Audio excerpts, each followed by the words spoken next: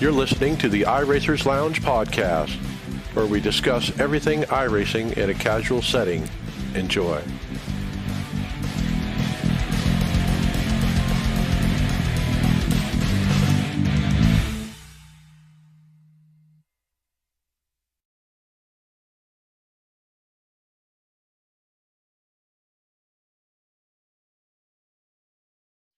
iRacers Lounge is a podcast for the iRacer, where we talk all things iRacing in a casual setting. Joining me are the usual characters, Adam Jocelyn. Am I so usual? Hey, we're happy to have you. David Hall. Hey. Donnie Spiker. Hey guys, how are you? Hey. Greg Hectus. I'm here. And Tony Gross. Evening, gentlemen. All right. On the show this week, we'll review the eNASCAR iRacing Coke Series race at Road America with the voice of eNASCAR Evan Pasoko. We'll check out and give our thoughts about the new Atlanta Motor Speedway release. We'll talk about some wins even at that track and wins at other tracks. And to get you some get a look at what might be some inside information if you make some donations during a charity race event.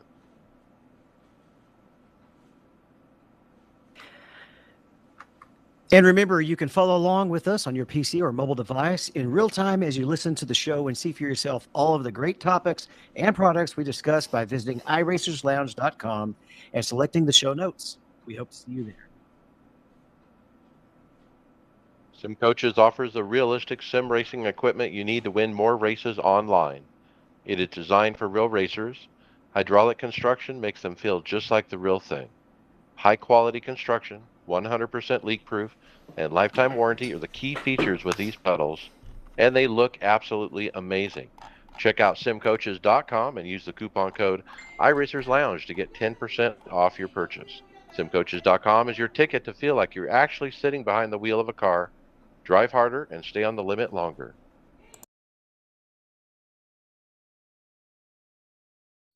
All right. Obviously, the big topic of the week is a new Atlanta, and they released it with a new configuration with the track scan data. iRacing was worked in close partnership with NASCAR and the Speedway Motorsports on the redesign and the layout, and there were a couple of different YouTube videos that accompanied the release. Yeah, and this is not just a repay. I mean, it's a redesign. I mean, it's a different track. I mean, let's stop for a minute. And for those of you that have driven on it, I mean, what are your initial thoughts when you get out there? Sucks. I do well there, but I don't like this. I don't like this kind of racing. I don't enjoy it because it's just so. It's not. I don't know how you say it. It's just too much of a lottery. It's IndyCar racing with a taxi cab car. I'd agree with David. It's I don't know if we needed a third plate track, but this seems tighter, being only a mile and a half. And if you're running up front, super stressful the entire time. It's a plate track, but everything is amplified and shorter. There's no, you don't have a straight to collect your thoughts. It's as soon as you come off, you're already almost to the next corner. And the corners are tighter and the mistakes are amplified. And I've only been able to get out and just do some practice laps just to kind of get, ready for tomorrow night. And, within the first 10 laps, I'm like, yeah, it just resonated. This sucks. It's just, I'm not looking forward to the absolute hell I'm going to be in tomorrow, but I don't know. I liked old Atlanta. So I think, my initial reaction, especially last night when you're in a big pack with a lot of air movement, doubled up, it is sketchy. It is sketch city. That was the word that just kept coming out because I was holding on for dear life. I mean, I was just like lifting and trying not to get into the guy in front of me and just but stay close and stay in my lane. You really have like no room to breathe. Like there's no straightaway, like you were saying.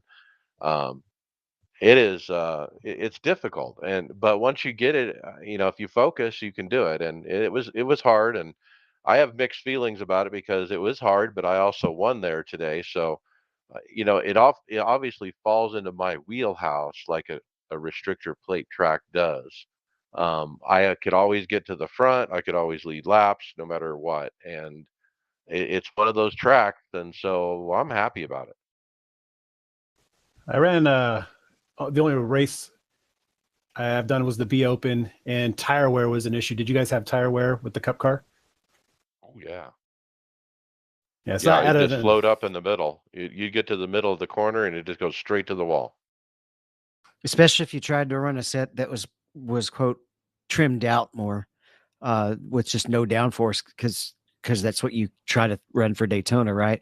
But you still need the downforce to turn here a lot more than you do at Daytona, and so that set would just wear the right front out horribly.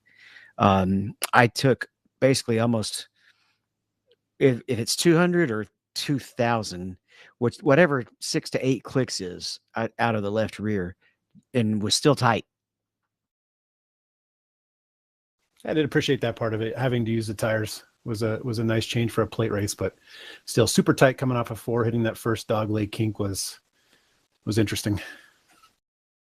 And if you're on the bottom, Donnie, it would shoot you sometimes down to the apron. Like you'd just be going along, and next thing you know, you're on the apron and you haven't even turned the steering wheel. Yeah, it looks like the red line is almost like a gutter where the two track surfaces met, and there's a definite transition. Well, yeah, red line surrounded by two white lines. It's not the traditional single yellow or double yellow. That was another, that's the first thing you notice too when you go out.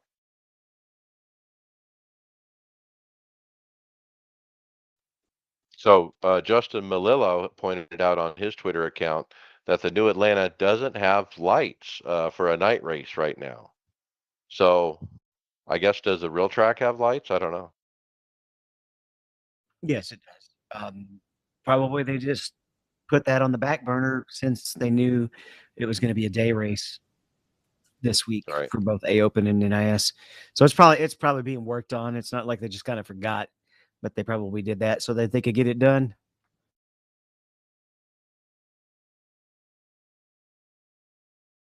All right. Well, I'm sure we'll be talking about a lot more things in Atlanta pretty soon. Let's move on to a sprint car damage update.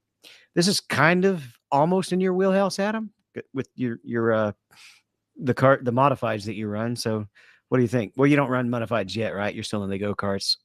Yeah, I'm still in the go karts. Yeah, I guess they updated the damage model for the dirt cars on here. Like they actually hit the wall and the wing and stuff flies off. I'm pretty aware of how that happens. I mean, I haven't had a wing go flying, but yeah, and here the car isn't a brick when you hit the wall anymore.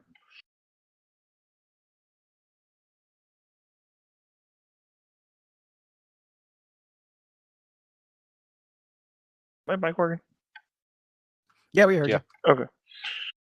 You watch the video and you can see the wing and the front and back wings come off. Yeah, isn't it the one where the car flies over the wall and ends up by like the catch fence? Yep. Yep. So all the stuff we were looking at, the new Atlanta and the damage model for the dirt cars, the dirt sprint cars, is all part of the patch that was released. And so Alex Gustafson, he dropped those release notes, patch 2, this week. And that was basically the two big things that were in it. It destroys the car now. That's cool.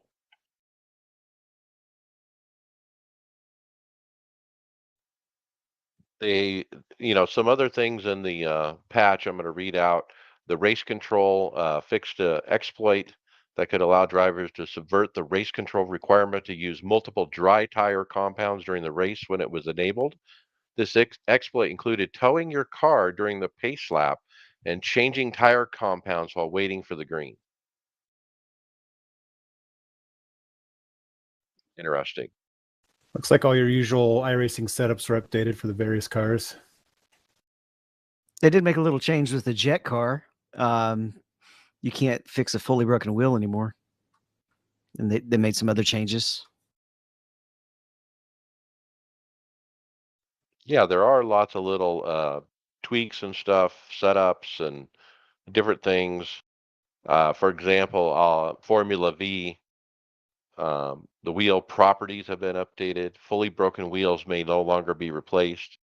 Repair time for bent wheels has been increased. That's actually the new damage model for all the open wheel cars, it looks like. I see that same thing, yes.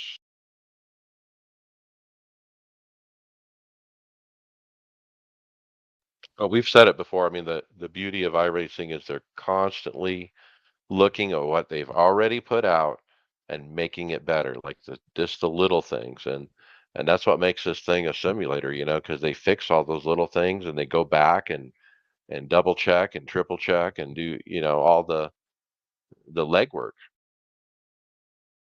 So it looks like the USF car got a new damage model. Did you test it out this week, Mike? Yeah, I got it. I hit the wall a couple times there. It it was as expected. Wheels come off. Now, one question that was unanswered last show was what happens with the old Atlanta, and the answer is it's called Old Atlanta 2008 version apparently, and so um, all customers who had currently owned the Atlanta have access to the new track at no cost. Well, that's good to hear. So they did keep it as a legacy track. Mhm. Which is good. You'll probably see it on some support series, either B or C open for their off weeks that they still run. 87 cars. Yeah, any kind of period time racing. Well, since we're rolling back to Atlanta, what about the infield, Donnie? Staff member Kevin Einarelli posted on the forums that the infield road course at Atlanta was scanned during the scanning of the new Atlanta oval configuration. With the recent acquisition of our new laser scanner, collecting the data for the RC track, for the road course track, took as little as an hour. It only made sense to spend the time to gather the data. Our old method of laser scanning would have added an additional day during the collection process. Having the road course in this screenshot of the point cloud should give some insight of the future update in the infield road course. So there's work to do. They got to do lights and an infield course. When did they acquire this new scanner? Is this something new for Atlanta that they just started using? I think it's the first we've heard of it. I remember covering within the last 6 months. We talked about they have some new scanning technology. Yeah, I remember that. Yeah, new equipment. I think isn't it a car that can basically scan while driving instead of having to set up a bunch of stationary posts? Oh, they drive around with the thing on the top of the car. Yeah. So they could probably get a lot more street courses scanned this way. That would be Now, nice. Friday night, I spent some time at the track flying around like a bird with doing the Control F12, Control Z, and then use your mouse with the two buttons. And you can fly like a bird in iRacing. You can just go wherever the mouse points. And so I flew around the track. Just, I was looking for Dale Jr. and Steve Myers. They're somewhere. No, I didn't find them, but I got to look around at all the stuff, and I don't know. I think Donnie, you were there. I was pointing out maybe a couple things I thought would be cool to see that are kind of obviously missing.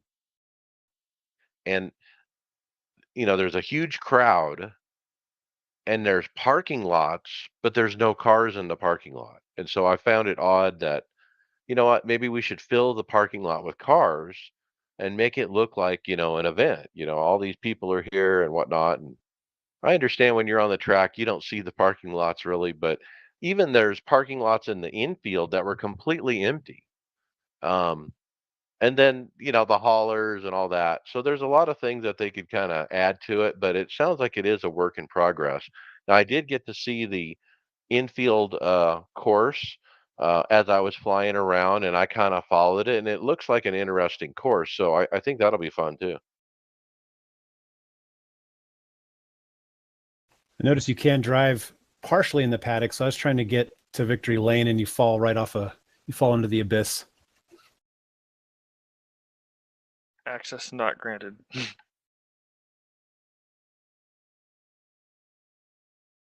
But Donnie, you got this next one too, because I know you brought this to us, and we added it to the scripts. You've got the plans for the new California track, right?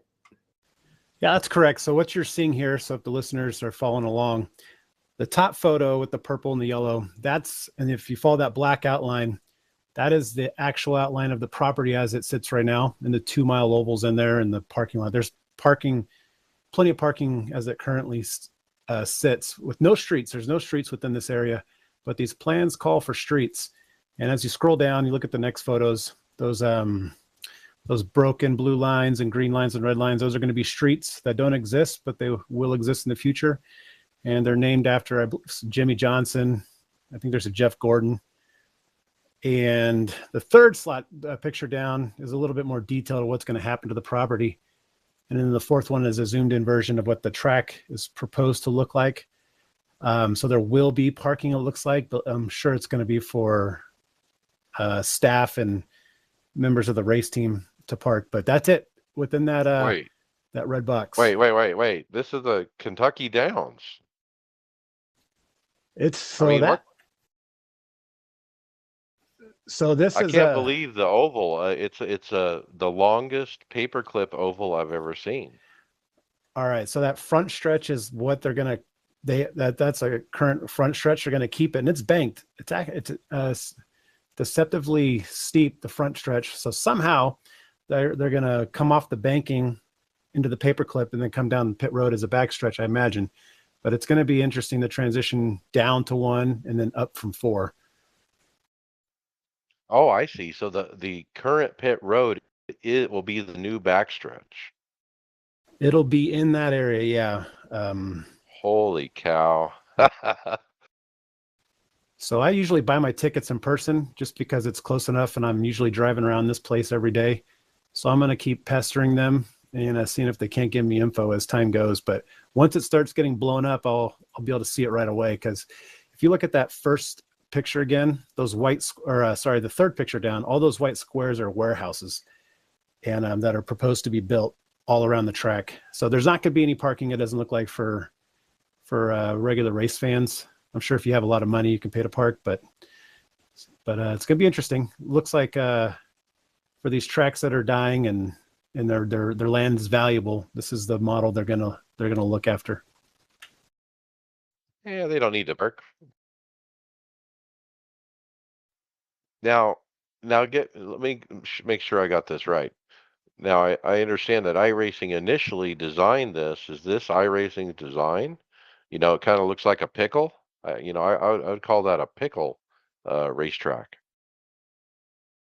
Yeah, I'm not sure. I know they had to redesign it when iRacing came in and designed what Auto Club wanted, and then they couldn't get it to work. So I don't know who created this design. So are they gonna have to tear out the suites on the backstretch? Because I thought that was the problem, was they couldn't Oh get. yeah, all that's gone because the backstretch will be where pit road is now. Yeah, because you can see 'Cause a this is a grandstand. short track. It's a half mile, and you can see grandstands start from the center of the backstretch, and they go towards turn 2 and wrap around turn 1. Oh yeah. I mean, imagine the infield grass at California, and that's that, and they're just basically driving around it. It's just What do crazy you when they have think? What do Irwindale you right think, down the Tony? I street. see you kind of shuddering over there as you look at this. I'm just thinking about all the stuff that doesn't really matter because, like the idea of the track, like, sure, like another short track, that'd be all right. Um, I don't know. What baffles me is like, okay, there's no parking, so how does that work? You got to walk a mile to get there. 70,000 shuttles. Yeah. Uh, in the late 90s, when we started going here to the early 2000s, traffic was a nightmare, and they finally got it figured out over the years. But I don't know. Maybe some of those buildings will be parking structures. But it looks like the capacity is going to be cut down quite a bit because the front stretch grandstands actually reach all the way out to turn 1 and turn 4 along the front stretch. So they're cutting a lot of the grandstands off. And all that stuff there kind of makes sense with attendances, being a lot lower and stuff. But still, like you're still gonna have thousands of people there. I don't know, it'll be interesting. Like I'm not gonna. Oh, like your first inclination is you just kind of want to shit all over it, but um, I think it'll be kind of neat. It'd definitely be I hope different. it's iRacing. I hope it's iRacing's designed, and that means they've driven a car on it.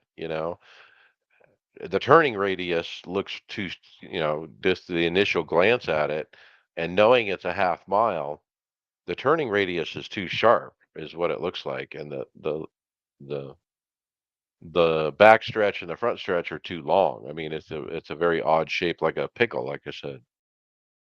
Well, it's just going to be like the end of Sonoma. It's two hairpins. I think it'll. Coliseum. I mean, those turns will be like at the Coliseum. Yeah, but With a longer it didn't have stretch. a long stretch. The Coliseum didn't really have much of a stretch, though. So I mean, I look forward to it. I think it'll drive more like a road course, and except you only turn left. So how are they going to add a roval to this? Roval's gone. That road course is gone. We're going to drive the track. I think July 23rd, we're going to drive the oval. We get there, they're going to sell you $20 tickets to go drive your personal car around it. But yeah, they have an in-course. They have a couple infield courses, but those will be gone. This complex has 2 infield courses, a parking lot course, and then a parking lot karting course, and all that's gone.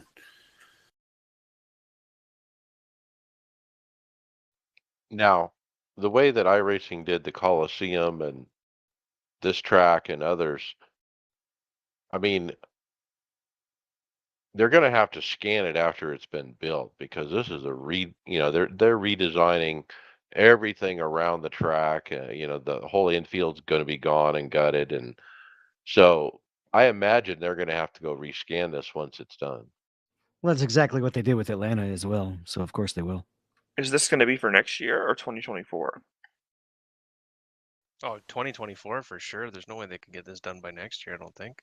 Yeah, they haven't started nothing over there. And they wanted one more race on the big track before they did it, and COVID kind of killed that. So they want one more race on the big track, and then they'll start. That was the plan. Cool. So let's go back up a second. Donnie, you were saying that the front stretch has like a good elevation to it, but the corners are flat. Is that how I'm understanding this?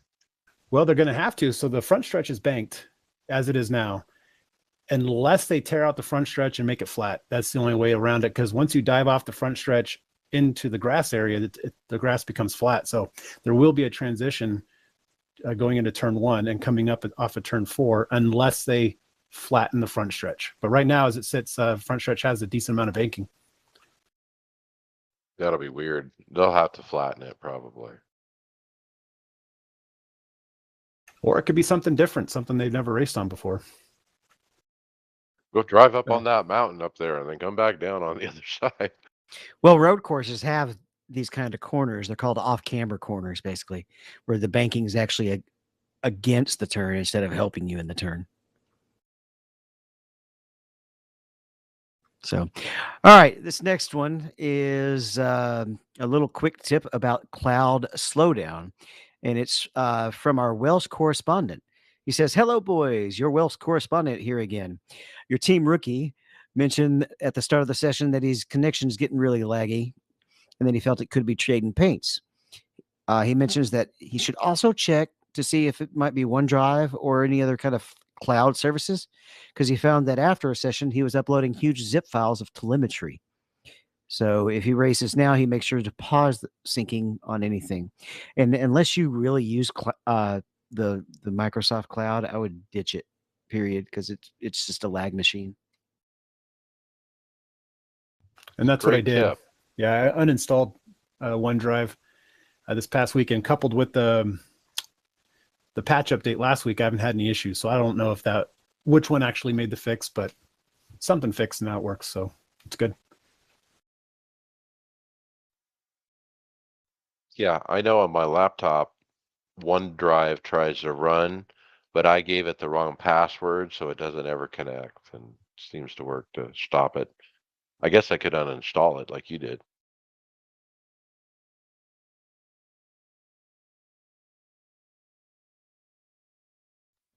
All right, Adam, you might have heard, or if you listen to the opening of the show, you with Evan, when we go back and play that segment, you'll hear that we talked a little bit about Ray Alfala's adventures into the real life racing, and this next article also is about a racer coming into real life racing.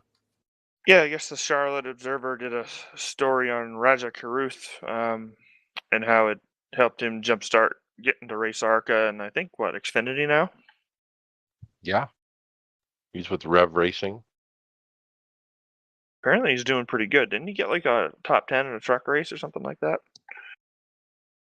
Yes, he did. He had a good run in the truck race recently. That's true.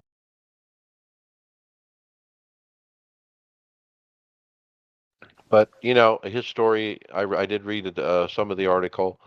Basically, they talk a little bit about, he was in sim racing and got recognized from there and basically got an opportunity. I think it's safe to say now that you don't just have to grow up rich enough to have a family constantly putting you in up through the go-kart ranks and or whatever other options they have to get into racing. I think this is now clearly an avenue that can find talent without you having to be able to afford a race team when you're 5 years old. Well, on the other hand, it doesn't happen to everybody, okay? We talk about this stuff all the time, but it's just a few people. There's thousands of iRacers and that are worthy that never get the opportunity, or they have a more limited opportunity, or they have to make their own opportunities. Like our own Adam Jocelyn here. Adam, tell us a moment about your real racing. I mean, you're having to make stuff happen with the cars, the engines, the tires. You're having to find sponsorship. I mean, you're fully into it. Yeah, I'm a year and a half into it, and we have 4 out of our shop now at my buddy's house. It's not easy. But It's a grind. just like there's thousands of iRacers who don't make it, there's thousands, if not tens of thousands, of short track racers who never get even to ARCA, right? There's thousands of high school football players that will never play a college game, and then there's thousands of college players who don't make it to the pros. But at this point, beforehand, your guys that were making it, like Jeff Gordon, he was racing when he was a little kid, and Haley Deegan was racing. She came up the traditional way, was racing when she was like 5 years old, snowmobiles. Danica went to Europe when she was like 16 to race open wheel. All right. Raja didn't have to do that. No, you Good got to get point. an early start, and I started about 10 years late, which is where I'm at right now. Oh, he seems to be doing well. I keep following him, so hopefully he gets some more truck starts this year.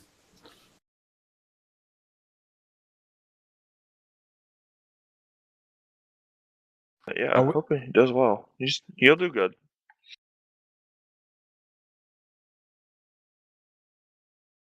All right, so this one's kind of funny for the lifter because I have actually had iRacing injuries before. When I had the force feedback turned too high running a radical. And Mr. Super Force Feedback, Mike, you should probably take this one. Yeah, Trauma Team Racing, a group of medically trained sim racers, put out another YouTube video, this time showing exercises to help strengthen the wrist to avoid those nagging sim racing injuries. We talked about these guys a few weeks ago. Some other warm up exercises you could do before doing sim racing that may help loosen you up. But now he gets very specific with the wrist. And like David says, if you run the force feedback, you always have the opportunity to damage yourself. Sometimes I get my fingers twisted into the wheel and stuff, and you get in a wreck and you sprain a finger. I mean, that's kind of common. I mean, I guess you're not a sim racer if you haven't sprained a finger. Well, there's also um, repetitive use injuries, right? Chronic injuries that just from doing the same motion over and over and over and over, almost kind of like carpal tunnel that you can get. Do these new exercises require any extra online viewing? Oh, once you get it down, I guess you could just do them real quick.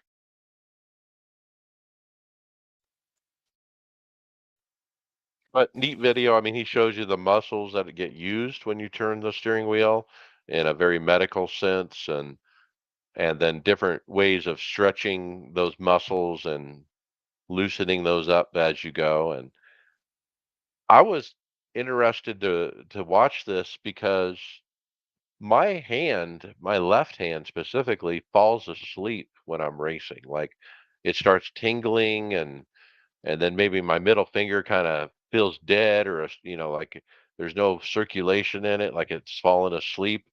And I'll take my hand off the wheel and shake it or bang it on my leg to try to get some blood flowing. But I mean, that happens to me a lot. Sounds like carpal tunnel. I was told 8 years ago I need carpal tunnel surgery, so it sounds like you're a candidate. Have I gotten it from doing sim racing or from doing, computer work at work? I wonder. I'll go with both. Yeah. Day and night, right? I never let up. Tony, I bet you have to be the most excited about the next item. Oh boy, I was hoping you're going to give me this topic.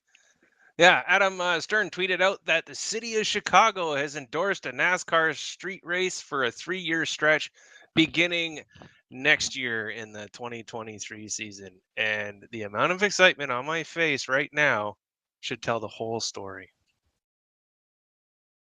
Switching over to Discord to look.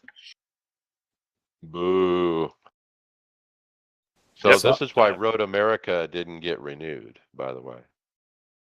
So I think, was it Dale Jr. last week was talking about, how a road course could possibly be, or not a road course, sorry, a street course, could possibly be, done really well, and that's why, kind of having the short track attitude, um, you know, to the street course. And as he was explaining it, I like that actually sounded like it could be interesting and fun to watch. I really have zero interest in, driving it myself, but um, like a smaller course, a little bit more suited for the NASCARs, that might be interesting. When I heard those comments, I took it as they could potentially build an oval on the streets, maybe a square, obviously, or a rectangle, and that could work. But this doesn't really say that they're going to do it. They just say Chicago is welcoming them for 2023, but it doesn't say NASCAR is doing it quite yet, right? That's actually a really neat idea, though. Just literally 4 left turns on the streets. That would be pretty cool. The original design that they had put out with that, was it just a tech track, or did they actually sell it as a track last year? That Kind of a tech track, I think. it was almost kind of like a not figure eight, wasn't it? It was like kind of 2 boxes. It zigzagged through a few city blocks. It was like a left, right, or As a kid, when I always thought about street races for NASCAR, I always thought just a rectangle, just make a big rectangle somehow, kind of like Baku without all the rest half of the track. But I think it has possibility if they keep it like that, keep it short. And as wide as possible, so we got lots of passing opportunities. So I had heard that NASCAR will announce on the 17th this officially. So let's talk the iRacing angle. For those new listeners, perhaps, or to people who don't know, I mean, I think the reason that this project is coming to fruition was due to NASCAR's engagement with iRacing to develop a street course in Chicago and present it to the city of Chicago. Hey, this is what we have in mind. This is kind of what it would look like and how it would race, and you got to know that interaction with the iRacing track they created must have something to do with the success of this 3-year agreement that is about to be announced.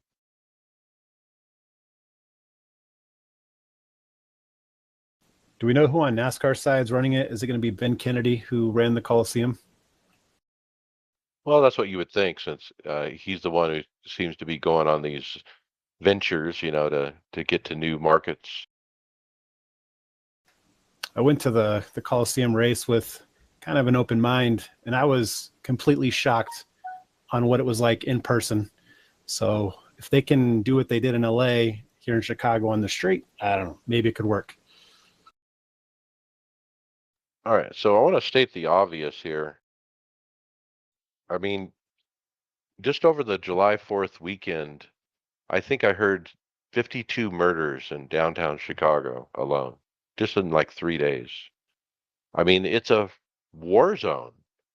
So, are you telling me that in this democratic city that they're going to be able to somehow provide security that they can't do on a regular daily basis, to provide enough security to actually have an event like this where fans can attend without the risk of being shot?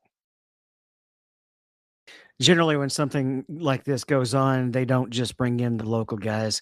State comes in and helps, and they may even bring in federal help.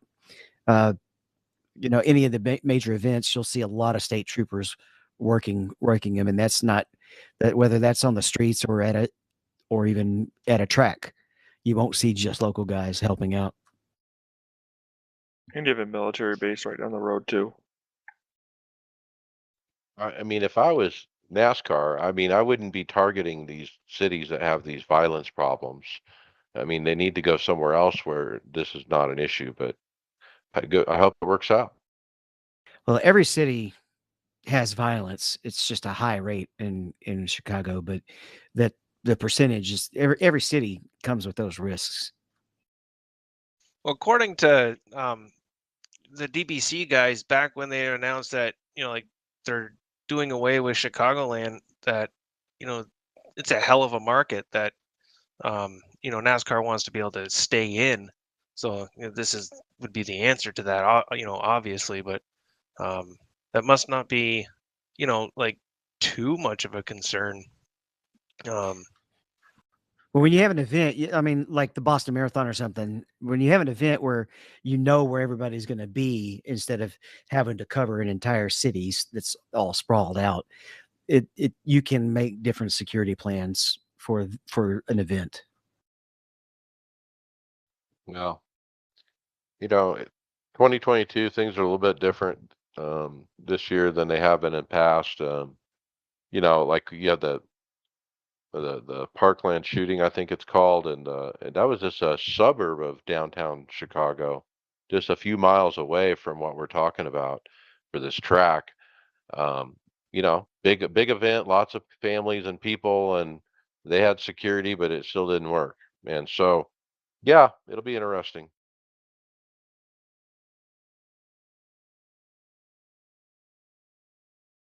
Well, let's I got switch this one. gears. All right. Well, I was going to say though, this one needs a new title, and it basically should be called Arca Breaking, right? Well, this is a tweet we got tagged in from a listener, and I wanted to give him a shout out because, and so let's read what he says. After years of listening to iRacer Lounge and their experience with the iRacing NIS NASCAR races, I decided to finally take a stab at the new Atlanta. I guess I need to buy the next gen cup car for this. Good luck to everyone around me. And he's got a little video to go with it that shows basically a truck plowing up the middle of two lanes of cars, which is very much like what the new Atlanta is when somebody tries to go in the middle. Or anytime there's an accident and you got a few guys who just won't check up, even though the yellow is out, and they just barrel through. Every caution that I was in the last night and this afternoon, every one of them, I'd have 3 or 4 cars go welling past me when there was an accident. So interesting you say that. In the B Open race, when an incident would happen, you would expect the caution to come out, but it never came out. So you had to almost stay in it, anticipating that it wouldn't be thrown. And that happened 2 or 3 times where cars would be wrecking behind you or in front of you, and they didn't throw the caution. So I don't know if that happened in the Cup race or not. It could, but I'm specifically talking about the yellow is clearly already out and the track's blocked, and they would still just go flying by. Well, he's got some updates because he did the bottom split race today. Oh, So he did a little document, and you know, he's not too far off of that very clever graphic he posted in his tweet. all right. I'm going to read his race review here, even though we're not talking race results. Let's go ahead and talk about Quick Street Sims. He said, bottom split Thursday, qualified P8. The race started off decent. It took 10 laps for the first caution, which clipped my nose. Second caution was right in front of me, and I was a battering ram for everyone behind me. Luckily, another caution on that restart helped me. I came out 11 laps down in P24, fought back, and had a long tire run where some did green flag stops. Caught some cautions, brakes towards the end, and ended up 10 laps down in P7. What fun! My heart was racing the whole time. Did one of you guys Good. post results where the winner won the race, but everybody in the race was laps down? I wonder if that's something similar to this. That's a pretty good result for being several laps down. I mean, can you imagine how many had a good result there if he's P7, 10 laps down? Well done. I hope he enjoyed. It sounds like it was fun, and I encourage you to try it again. You know, Atlanta is something else, but next week is something else too.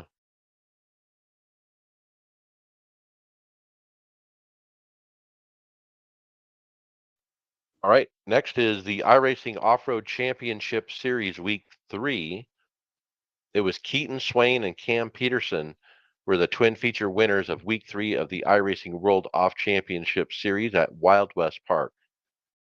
Points currently is Connor Berry leading, Keaton Swain second, Felix Roy third, Killian De Alamo at 220 and fourth, Josh Edmondson fifth. I didn't get to watch any of this though. Dang, it's always fun.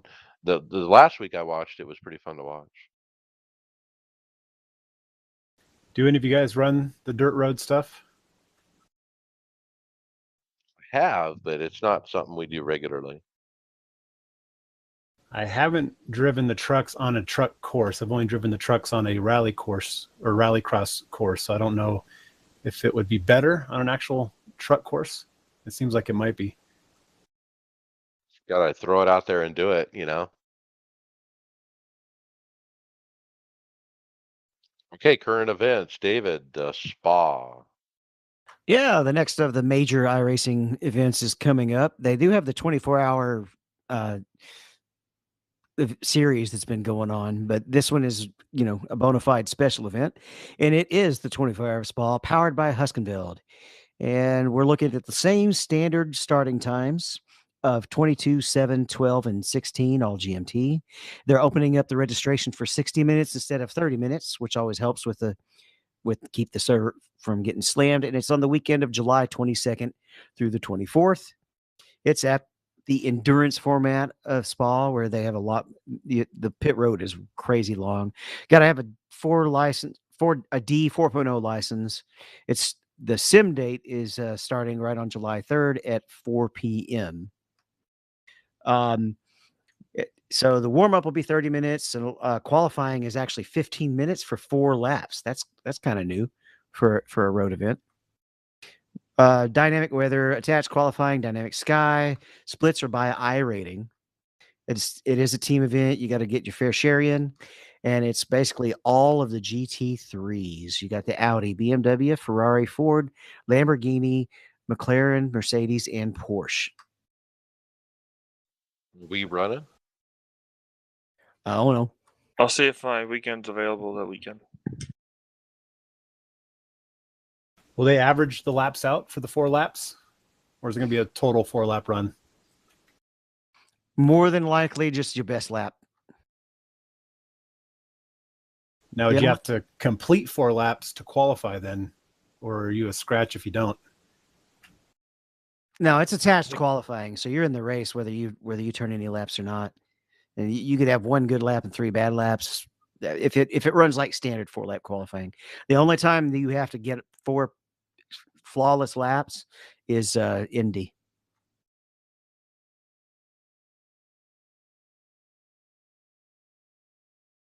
All right, it's Steve Myers also. Tony has something coming up that he announced. Well, not really much of an announcement, but he did tweet that for the right donation from Greg Hill during the Peachtree 3 might get a glimpse of the GTs at the Nordschleife in the rain. So I guess that is an announcement, isn't it? Well, he's trying to shake up some donations for that Peachtree event that we've been talking about. And somebody was saying, "Hey, we want pictures of rain." And he was basically saying, "Well, yeah, we'll show you something if you donate." Yeah. So How bad do you want to see the rain? I just checked his Twitter account to see if there's any updates. I didn't see any, but yeah, this event's sneaking up pretty soon. So if you guys want to get some sneak peeks of stuff in progress, this is a good way to kind of loosen them up where they put something out.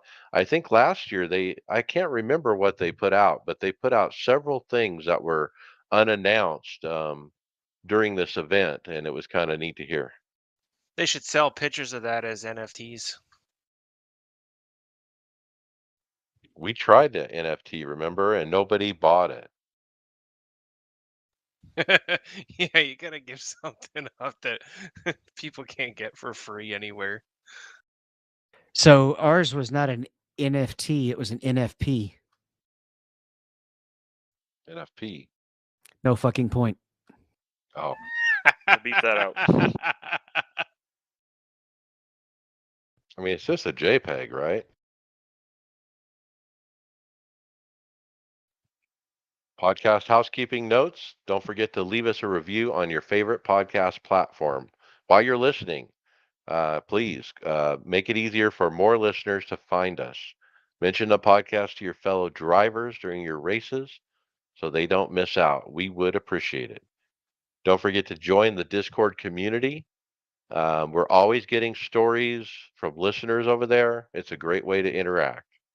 And of course, our website to see all the different stuff we're talking about. We're in regular rotation at the Performance Motorsports Network.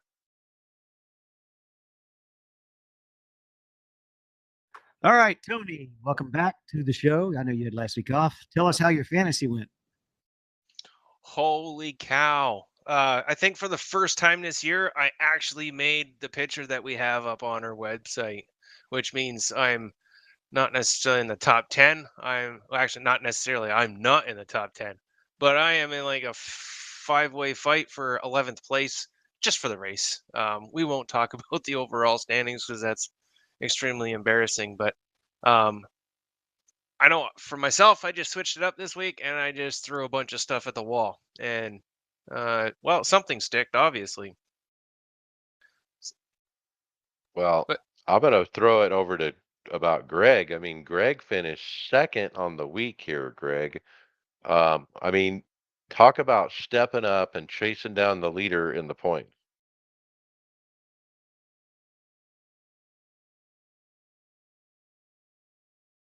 I heard you. I saw you listening. So,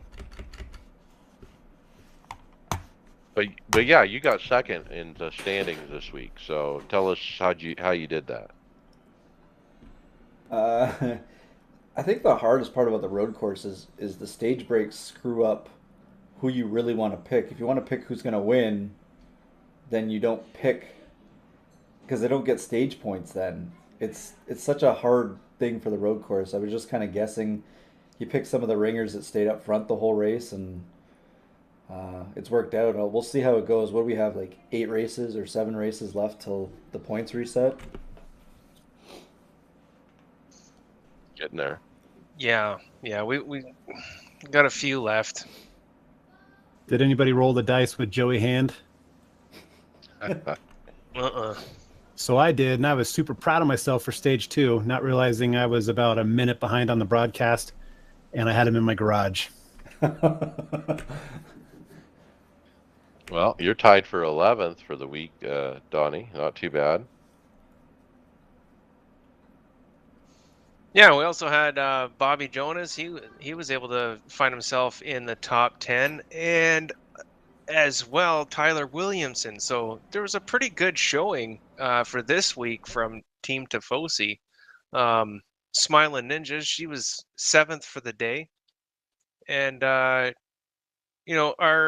last year's champion Res Dog got himself into a tie for top 5.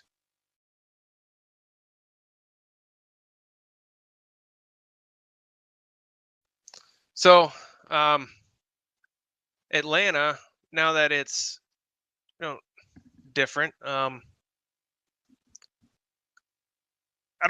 think this actually kind of makes it a little easier, so to speak.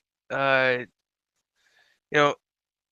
maybe start, maybe it's a good time to save some uses, for later on in the season. I'm sure there's a handful of guys on everybody's platter that getting kind of low on the usage. So we got a couple.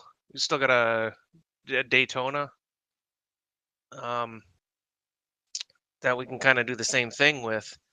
Kind of adds a little relief there to save some of the guys that are running really hot right now. It basically is a plate track, right? So it's going to be one of those kind of throwaway, anybody can win lottery races. Yeah. Well, that's exactly what it is, and that's how I'm going to be treating it. Like I said, I don't know how that's going to work out for me. And my luck this year is not very good in this one. But it's funny because I'm leading. I'm part of another fantasy league that pays money, and I'm leading that one right now. So, but I don't get to choose every race. You said it at the beginning of the season, and what you got is what you got for the whole thing. But yeah, it's been a fun year. Um, watching these guys go like week in, week out, like Tyler Reddick winning. We got like we're shaping up. This could be the year where somebody doesn't get in with a win. Still, pretty unlikely that'll happen, but it's kind of crazy. Or even just only wins get in, like nobody points in. Yeah. Didn't Yeah. Ryan Newman made top 4 without winning, did he? Yep, he 1 did. And year. I think those days are gone. I don't know if we see those days again. Well, this car helps definitely, but I think your elite teams, as time goes, will start to find their way back to the top again, and you'll have somebody come in and dominate, or you'll have a Jimmy Johnson type talent show up again at some point and really start running away with things. I'm a Ryan Blaney fan, and I'm almost confident there's a good chance he's not going to make the playoffs, depending on if these winners keep winning. But it's crazy how many front runners there are for this year's championship.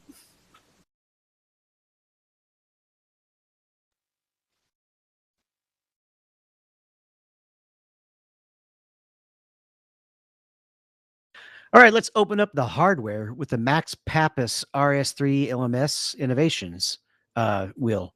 What do you think of this one, Mike? Yeah, so I saw this and I was drooling. This is a real racing wheel, though. This is not a sim wheel, but I kind of wanted to talk about it on the show because the differences between sim wheels and real racing wheels is gotten down to you really can't tell them apart.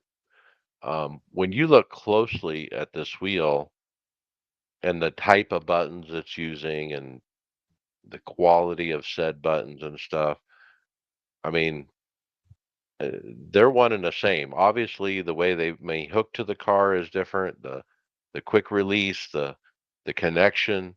Um, but other than that, I mean, the part that Max Pappas is providing, which is not the electronics part, but the actual steering wheel around it, that can be used on any sim setup. And so, if you wanted to, put together a wheel like this, you could. Haven't we covered wheels that can actually be used in both? Like you could really jump out of your sports car, hop in your Sure. rig, and use the same rim. The Bentley, I believe, Yeah, the it's a Bentley Fanatec wheel. Bentley. Yeah, so pretty cool. I did some eye candy for us to kind of drool on. Especially all the electronics, it's just kind of almost fly-by-wire type stuff, right? So it's basically the same, doing the same job. And with power steering, I don't really know the workings of power steering versus a direct drive, but it can't be that different. You're turning a shaft either way.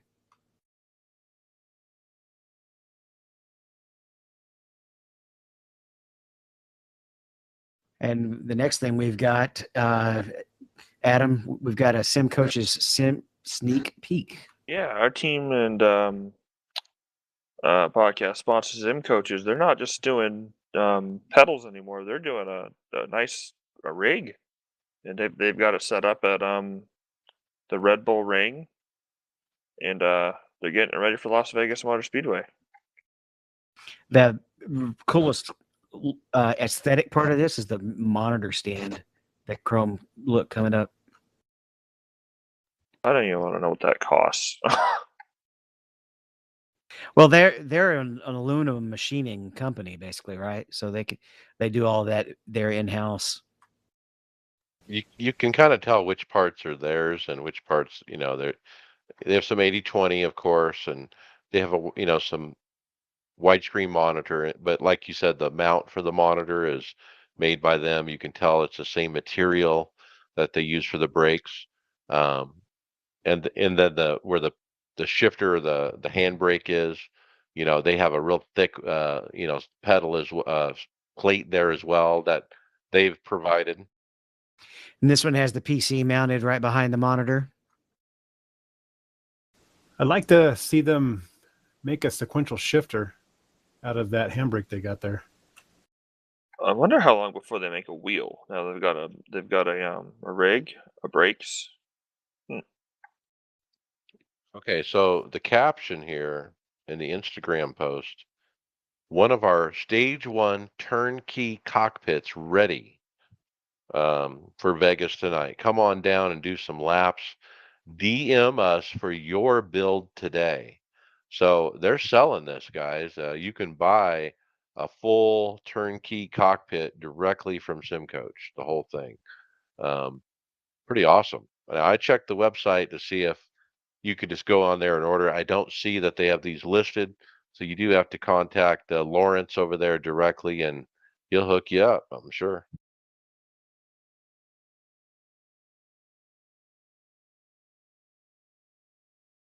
All right, Donnie, why don't you take the next one? We've got the Fanatec unboxing of a BMW wheel.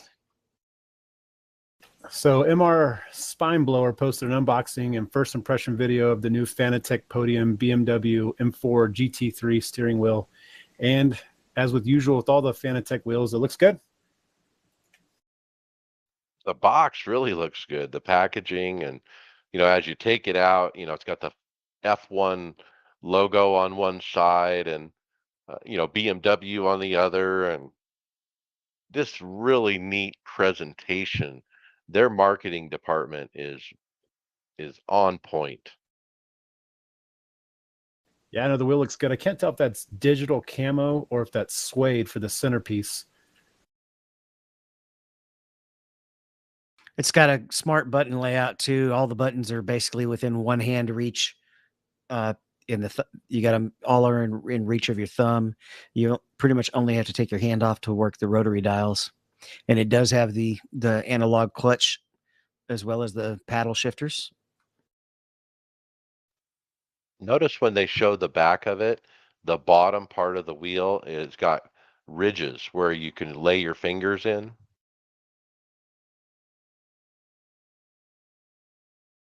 That's for the backstretch on the Nordschliff. Get you a good grip on. I mean, that's kind of unique to this wheel. I mean, I haven't seen that on other ones that are similar. Probably would help with the grip and maybe not having to grip so hard that your hand goes numb. Who knows?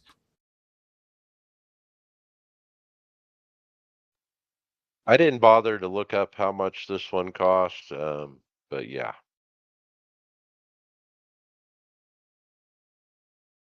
All right, this next one we almost need to have Brian here, but I'll pick it up. Tech Radar's Harness Hector. He tried out this Telesuit VR haptic suit that can simulate anything from gun recoil to G forces in racing games. And this is just a written article, right? Like, Yeah, and he said it ruined the Oculus for him because basically he can't, do his games or whatever, his Oculus stuff without the haptic suit because it just doesn't feel as immersive without it. From what I remember reading, when he was driving an F1 car in the rain, he could almost feel the raindrops hitting the suit. That's pretty cool. Yeah, how about that, eh? Like, how wild would that be? You match this suit with Brian's motion rig. I mean, you're there, man. Get the burning rubber candle going. What else do you need? I'm starting to think of the preparation, how hot it might be, the cleaning. I start thinking about a lot of stuff when I see the suit. yeah, imagine how sweaty you get in it, and Ooh, just that's what I'm thinking. Hot.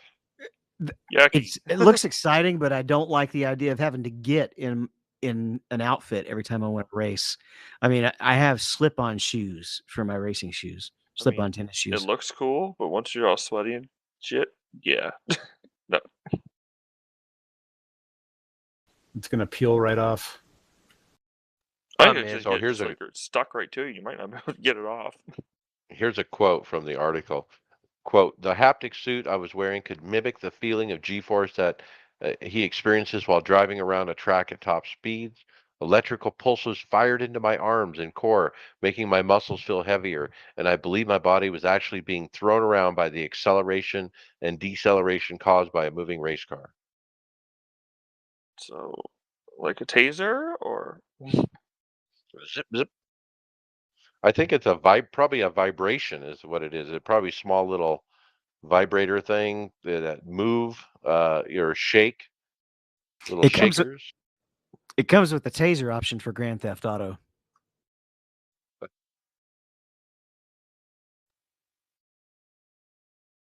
I'm in. This thing is cool. I love it. All right, next, I know I need to throw this one to Donnie because I think he was talking about it in the pre-show. Yeah, 1.3 speed shows off their Gen 2 mini button box. And I was looking at it the last couple nights, and I like it. It's simple. It's a square. It looks like it's going to be on the smaller side. And I believe it comes with 3 sticker sets. You can get a Chevy, a Toyota, and a Ford, and I believe an iRacing sticker, if that's this one. But I have a question for you guys who run button boxes. So I'm looking at the tire strategy button. So he has one black button for tire strategy and then one smaller black button next to it. How would you work that using your tire strategy? Really, ultimately, you're going to need, especially if you're jumping in different cars, you're going to need to kind of untether yourself from labeling the buttons because they're going to do one thing for one car and another thing for another car. Like when I'm in a cup car, I actually use the paddles to change my brake bias, whereas I can't can't do that when I'm doing the road racing, right? So as far as tire strategy on mine, I have a no tires, a right tires, and a 4 tires button. Yeah, so I think this comes pre-labeled. So if you purchase it, you're going to get it with the labels on it. And you would just ignore them if it didn't work out exactly like that. Just use a Sharpie, black them right out. No big deal. Ignore. Well, that one just has the 2 buttons for tire strategy, but like I said, I have 3 buttons for tire strategy. Whereas maybe in some sims it's toggleable where you can roll, where it will roll between 3 different options. But with the way iRacing's macros are set up, you have to put them in the options page with a, I believe, a pound at the sign at the beginning and a dollar sign at the end, and that makes it send a command to iRacing instead of chatting. And you set that up as a chat macro, and so you have to have one for different tire strategies, unless you just want 4 and 0. If you want to be able to do right sides, you're going to have a 3rd button. All right, we're looking at it a little more. It weighs 2 pounds. It's 24 buttons. They call it their large box, but it honestly doesn't look like it'd be that big. And the back connections, it looks like a pretty good build. Those aren't USB connectors that go in the back, but overall, it looks like it's built pretty well. It looks good on the button side. It's just I would like to have more rotaries if I was going to pick a design. I think the cables are USB-B, and there's 2 of them for whatever reason instead of 1. That's odd. The other thing is the mounts on the back. It looks like a 100 by 100 Visa mount, which is standard for most button boxes. That's how mine is. But my concern is the cables go out the back, which makes it difficult to mount unless the back is open where you can plug the cables in. So that's a little unusual too, and you need to make sure you have room to plug those in if you pick this box. That second cable you see plugged into the back is likely for power, for the light up buttons. I see. Okay, so that option was $199. They have another option. Their 1.3 speed Gen 2 Mini. It still weighs 2 pounds, but only 12 buttons. And they call it their mini button box. And it only has 1 cable coming out the back, but same position out of the back, as you mentioned.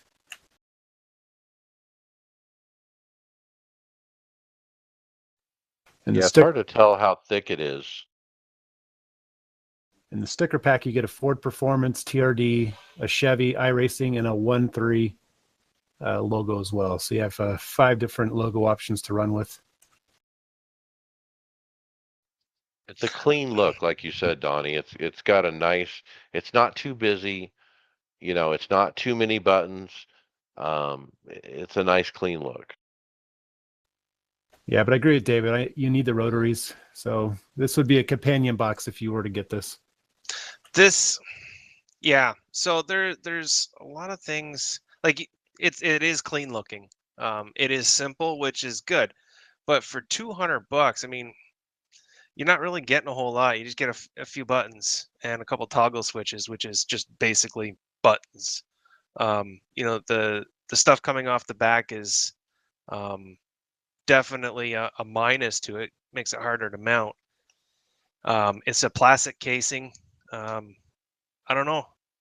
We've seen a lot better boxes at this price point or slightly above this price point.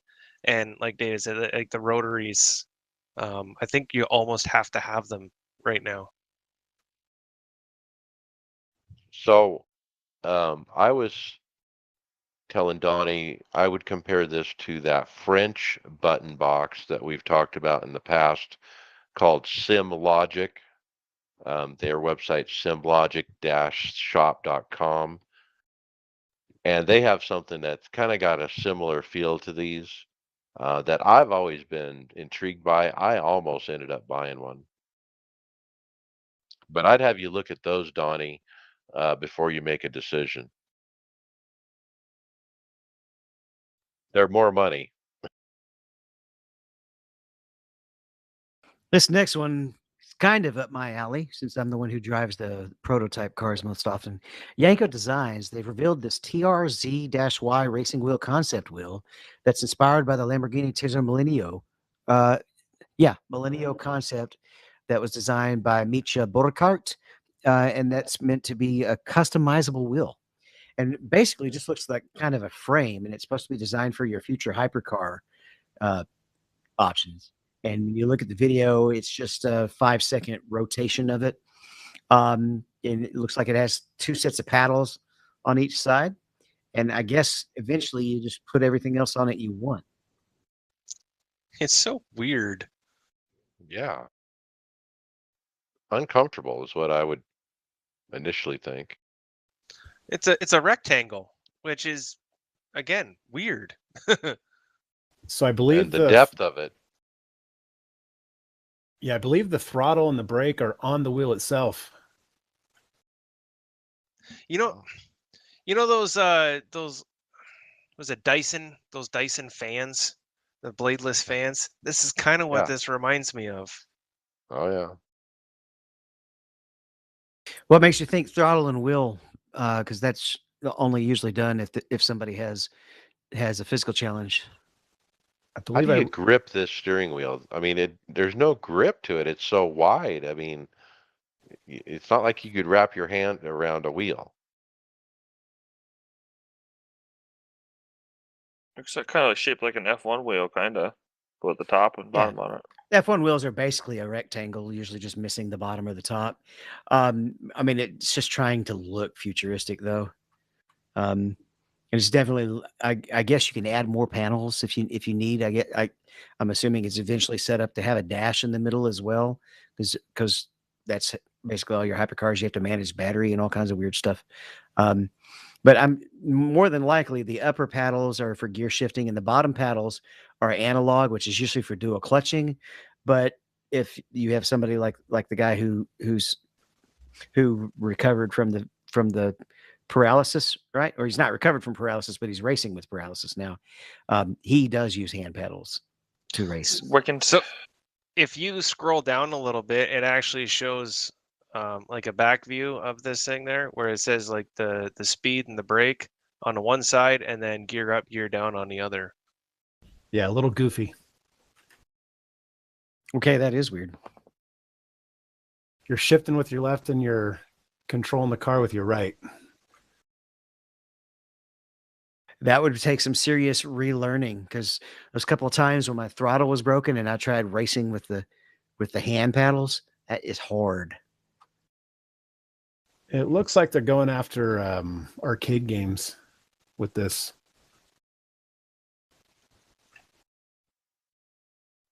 So part of what we do is it's a simulation. We're trying to recreate something, a feel, a look. You know, you look at the 2 steering wheels I have. I have a NASCAR rim, a 15-inch plain, NASCAR rim, and then I have a really fancy, road wheel.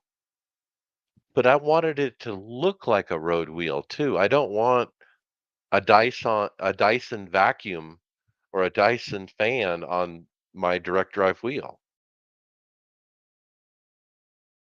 Yeah, and to lend credence to the game theory, like video games, LT and LB, that reminds me of basically the layout of a PlayStation controller, right?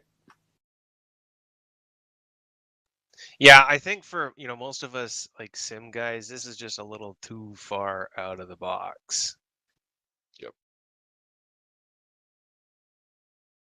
Well, it almost is a box, but how about Mike, the Icon R1 Pro chassis? Well, this thing looks sharp. And when I first saw it, I was like, wow, this is like something I'd be into if I was new and didn't know what to buy. And because it has a great look to it. It's called the Icon R1 Pro Sim Racing Chassis. They call it a high level chassis, bringing your sim racing experience to a new level and immersion like no other chassis on the market. They use 40 by 40 series profile for the seat base and the pedal plate. And then it's a tubular cockpit kind of built around that. So it's kind of a mix of black pipes, uh, and like at the 4040, as well as um, fiberglass panels on the sides, the front, to kind of give it almost like a sprint car chassis look. So it's kind of like mine, but without the cage on top and without the panels on the side. Is that what you're racing in, Adam? Mine's a tubular custom chassis. Right. So And it it's does got a have coffee roof. table.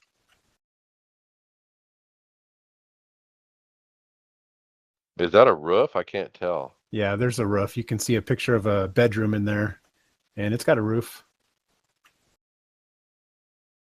I don't know. It looks great. Maybe the price reflects the craftsmanship in it, but a little Holy pricey. cow. Yeah. $3,500. But you So get a what does coffee that table include? with it. And that makes it worth it for you, right, Mr. Frugal? No. It's not bad. It comes with the seat. Does it come with the monitors? It doesn't say so. If it came with a computer, then I might call it a good price. Well, come on. A good computer is going to be $3,500. So, but $3,500 with the seat, yeah. If you're including monitors and a $2,000 graphics card, sure. I got mine for $2,500, but I haven't bought a graphics card for it yet. I got my tube chassis for about $400. So, check the fourth picture on the website for the product, and you can really see the roof. And the roof has, bars that come down in front of the driver and connects to the chassis somewhere, like literally in front of the triples. And so, this is really simulating yourself in a roll cage.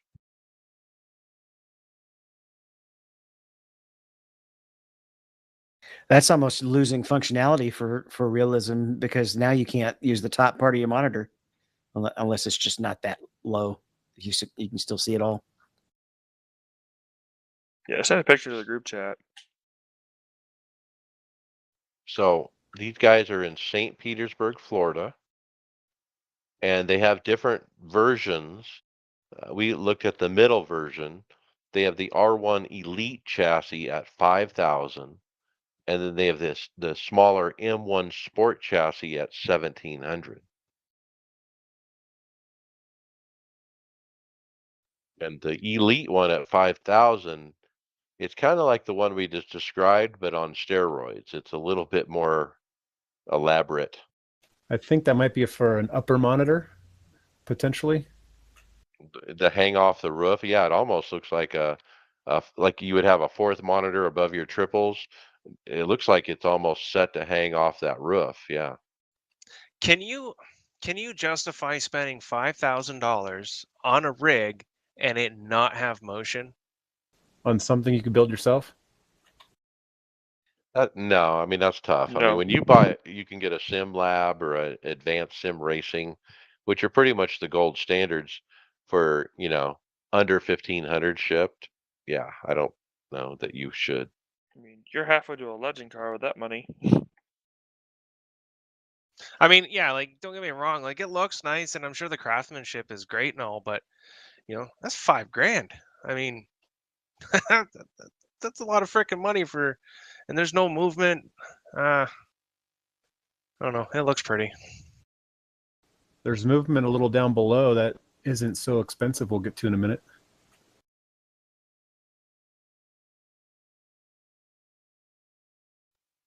Well, Adam, what can you tell us about the PXN V10?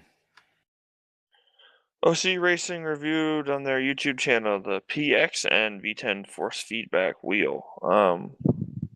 Don't know much about that. Apparently, it's a new force feedback, a new wheel product. So that would low include the end wheel. base. Oh, it's a base. Oh, let's see the website. It's a Logitech kind of G27 clone. Oh, Where yeah. you get the Wow. wheel, the base, the pedals, all in the Looks package. like we're stepping back 15 years in time with that. It's interesting. I don't know about those pedals. They look kind of cheap. I don't know about that. The review video wasn't very positive on it. No. So the review video was like, yeah, it's a great entry level set for a new sim racer, but you know what? It's more, if it was a child, it would be perfect. If you had a 10-year-old or an 8-year-old or something, this would be perfect because it's a tiny wheel. It's even smaller than a G27, the diameter of the wheel. The quick release looks like you'd snap it. It looks like it's made of plastic. Yeah, and even the pedals, like the brake pedal, I mean, he was maneuvering it with his hand very freely. He was wishing for more resistance in the pedal and whatnot. So, It's got I mean, some this is pretty. very entry level. It's got some pretty beefy plastic clamps that go to the table. Those are interesting. So definitely not aesthetically pleasing. It's too bad. They got a lot of really neat ideas. Like if you scroll down a little bit, you can see like you can adjust the pedal strength and stuff like that. Now everything here again looks plastic, and it likely is plastic. It's just they got the right idea. It's just too bad this thing wouldn't last 5 minutes. Great job on the website though, explaining things. They did a 10 out of 10 on that. I just scrolling through it. And they definitely try and sell you on it. Has anybody seen a price yet? Oh God. Let's see. Products. Game racing wheel. What's this? PX10. Why It's the PXN V10. Why is there not a price? That's usually the problem you have with the high end wheels, not the low end. Yeah. Okay, so I found it. The YouTube video links it to Amazon at $360. So for that, you could get a new Logitech, couldn't you? Yeah, we just bought the Logitech 920, and it was $235 on Amazon last week. Not for myself, but our household just bought one. I see. Yeah, I wouldn't So yeah, go for Logitech, but I'd probably go for Logitech over this because Logitech's a little more proven. And this, I'm question it. Oh, this thing here, this is a hot pile of garbage. It just looks really good, and they have some ideas. They have some really good ideas, but yeah, 320, forget it. how about the smartphone app to manage your force feedback and stuff? That looks pretty cool. Something to break, probably. We'll see some videos maybe of how strong the force feedback is in the coming future, maybe.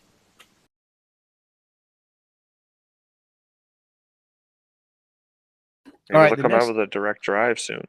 The next one we have is a simulator garage blue pedal set. And if you guys go check this one out, first you have to translate it and go back and find the pedals because it's in the language I do not recognize.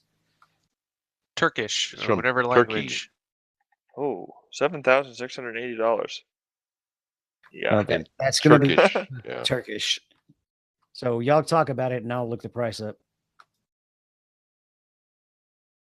Well, these are much better pedals than what we were just talking about. I mean, you can see the metal. You don't see plastic. It looks like a load cell setup. There's a nice heel tray, oversized heel tray. You see adjustment for tilt, where you can adjust the back up and down. There's notches, 7 or 8 different settings there. Is And that then it looks like the spring part where it provides the resistance. It has an up and down adjustment as well. It looks pretty comparable to a set of V3s, probably. And the 7,680 Turkish liras is 455 or 445 US dollars. That's not bad. Those Yeah. look pretty good. Looks like a quality piece. Yeah. I mean, they're not as good as sim coaches, but Well, some coaches double that price or more, and but you get what you pay for these days. Obviously, if you buy this from Turkey, you got to ship it. It does have a 2-year warranty. 120 kilogram load cell with up to 65 kilograms of real force on the brake pedal plate.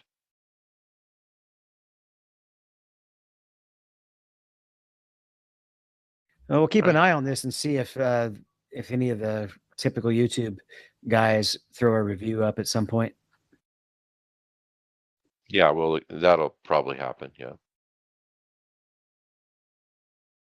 All right, and the next one up we have is the a new motion platform, and I think Donnie, you were previewing this one a little bit earlier. Yeah, so Next Level Racing has a Motion Plus platform. Will Ford at Boosted Media reviews the Next Level Racing Motion Plus platform system, and it looks good. The price looks good as well. It looks like it. I don't know what Brian has, but it looks like all the motion comes from the back, and it uses a front-mounted rocker in the front to get it that side to side. And watching the video, it does throw you forward and lean you back based off the mounting in the rear. But I'm looking at the rear mounting clips right now, and it doesn't look like there's a whole lot of room to mount to. I'm thinking for myself if I were to have to build something, but yeah, no, it looks like a good piece. The review looked good. Will gave it a positive review. Yeah, you bolt it onto the bottom of like 80/20 cockpit. And so it's kind of an easy way to add motion. I don't know if it compares to the four-corner D-box style though. I don't think it has all the different DOF that offers. No, it's really only going to have 2 because it's just got the 2 actuators and then a pivot point in the front. So watching it, you can go left, you go right, and then you go up, and you can come down. So that's what I saw. But the price isn't terrible. But you're only going up and down on the back. Like if you imagine if you had the D-box on every corner, you're going up and down on the front every corner if you wanted.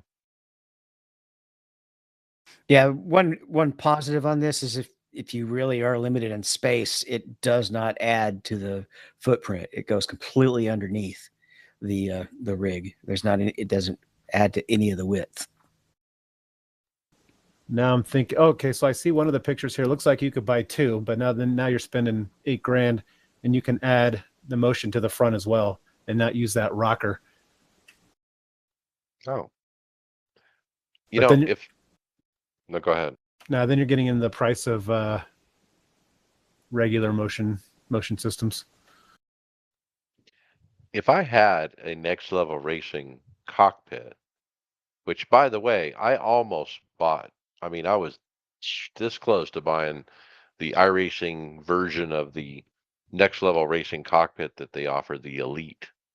Um, but if I had that and everything was Next Level Racing and whatnot, yeah, with my OCD, I would buy something like this and attach to it, just because I want to stay on brand, and so I could see, if you had that rig, why you'd want to buy this over something else.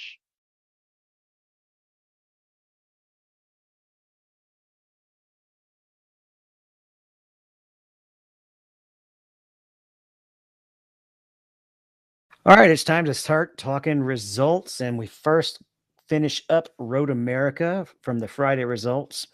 I'll kick it off with the P14. I made the same mistake I made in one of the earlier Road Atlanta races. I had top 10, maybe top 5 speed, and I just took the wrong brake marker in turn 1. The muscle memory is still tuned to a GT car where you can drive it just a little bit deeper. And I lost about 20 seconds. I saved it in the grass, but getting back on the track carefully took about 20 seconds. So P14, it is what it is. I believe Greg wrecked out early. He ran off in turn 1. Yeah, we were in the same split, and somebody wrecked right in front of him, took him out. That was either Friday or Sunday, though. I think that actually might have been Sunday. He got wrecked out of both of them, as a matter of fact. And I know that one of them, it was just a guy spun in front of him, and there was nowhere he could go. Hey, Donnie, you got a P17. Yeah, P17. I believe I started P21. I was running 13, 14 after my pit stop, and then something made me check my fuel. And I was going down the front stretch, checked my fuel. Sure enough, I was going to be a lap or two short, and I missed my braking zone, ran off, and the three guys behind me caught me, passed me. But I started running 17, 18s, and I was able to get to the low 14s. I believe I did run a 13, so it's my third start ever in that car. So the road course was a little different. I wasn't expecting the braking to be that, in my opinion, subpar. Something I'll have to get used to. I thought it'd be much more closer to a GT than what I was thinking. It weighs 1,000, 1,500 pounds more. Very true. I don't know. Coming from the B car, I thought the braking would be a lot better. You would have hated the old car then. Yeah, because the braking didn't feel bad to me. I actually enjoyed running at Road America. I didn't do so great at Sonoma, but that was getting on the gas more than braking. The braking, as long as you remembered the correct mark, felt just fine. But you have to brake earlier than a GT because the car is so much heavier. Yeah, man, I would say almost 80% of the race to realize I was braking while turning, and that was not helping. So when I straight line braked, then turned into the corner, that's when I was picking up my speed. Yeah, do you know the wedge shape that you want to get in your telemetry trace? No, but I will now. I do have telemetry that I subscribe to, so I'll start looking into that. You want to brake heavy and then just let off of it as you get into the turn. But for however much harder you're turning, you want to reduce the brake because the tires can only handle so much. So you can't. Trail braking is literally 5% brake. So I was braking through the corner on some of those corners, and that's where I was realizing my mistake. Yep. David, the other thing that is really helpful for this car, and I don't know what it was with Sonoma. Sonoma seemed to be really, really bad with traction. It felt like the car was floating on the track, but this now feels better after the update. But the biggest thing you need to do on the road course of this car is don't get full throttle all the way down the straightaway and go straight to the brakes. Lift before you get to the corner and then get on the brakes so that it transitions better too. Yeah, I do that as well, and it's exactly what it does. Is it makes the weight transfer more smoothly, and the tires just stay on the track better, and you get better braking. The last 50 meters that you go into that corner, you don't get any more time out of the lap if you're on the throttle or off it. And I do that in the sports cars and prototypes as well. It just you can even I can brake a little bit deeper, but I'm off the gas sooner than a lot of people, just because it makes it go into the braking better. So Let me go with Tony Rochette on Sunday morning. Our 2021 Road King, he said, I suck. Spun it on lap one and got hit. Tried to drive, but blew up about 10 laps later. 2021 self-proclaimed. we resolved this yet today, I think. He's no longer the Road King, is what I think we determined. None David of us split. Yeah, I was actually really happy with this result. I was in a three-way fight for sixth, and one of those guys, he was clearly faster than me, but he had trouble, and I was just trying to stay just far enough ahead. But the both of them just made less small mistakes that I did, just getting into the corner just so deep that I had to really stop to make the corner. So I came in eighth, and I enjoyed this car at Road America, like I said before. As long as I didn't forget where to brake in turn one, I would have a good race. And then Greg, you wrecked out at both of your attempts at Road America. Yeah, well, I think it was Wednesday night. Me and you were the only ones that tried to attempt it, and then I was doing something down the straightaway, and I think what I did, what Donnie was talking about there, when you look down to do something, and then I missed the corner, and if you miss it in one, you're not. If you miss it really bad, you're never gonna make it out without hitting a wall, and I broke the suspension there, and I think with David's race, I had a good qualifying. I was in that split with David, but I think I wrecked because of somebody else. They were gathering it up in front of me, and I kind of just touched the grass, and that was it for me. But yeah, both the NIS races I had no luck in, and partly my fault, partly just situational. Atlanta Dega, a pair of P5s. David, let's start with yours.